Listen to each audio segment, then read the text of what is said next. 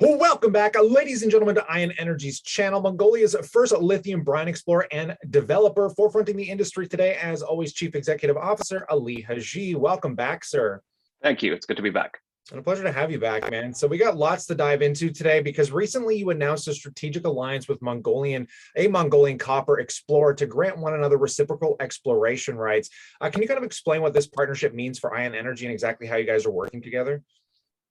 Sure. Aranjan is a copper explorer with about 27,000 hectares in country. They've had some fantastic drilling results from their Shargo project in December of last year. Those were released to market.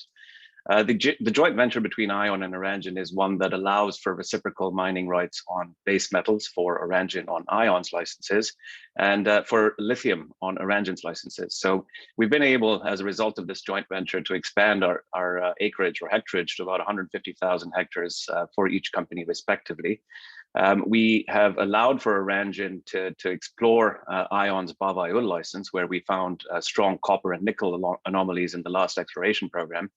It gives Ion an opportunity to monetize those minerals on our assets. And in doing so, we would get 20% of all proceeds from any copper or nickel deposits found on Ion's licenses.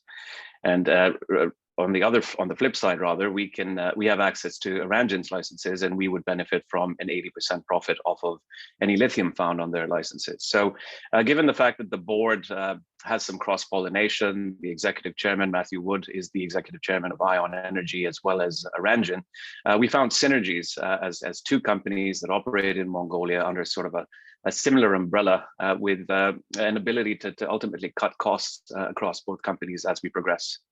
Yeah, that sounds actually pretty incredible. I'm glad that you could expand on that a little farther because it sounds like a bigger deal than most people might overlook. But to break this down a little bit farther, do you mind discussing kind of the current drill programs you guys have going on right now and just some of the stuff that investors can kind of look forward to coming up through Q1, Q2 coming out of those programs?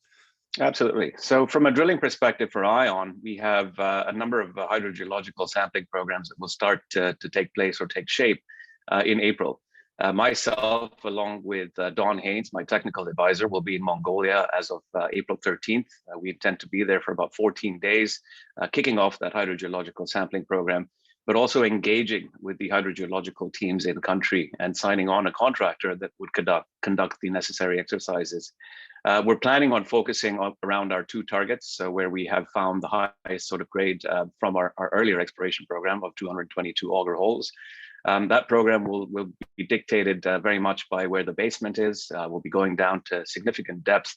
We'll be pulling up those brine samples where they would be encased, and so they're not contaminated on the way up. And then over the course of the summer, we'll paint a picture of our early resource indication as a result. Awesome. I appreciate these insights today, Ali. Thanks so much for coming out.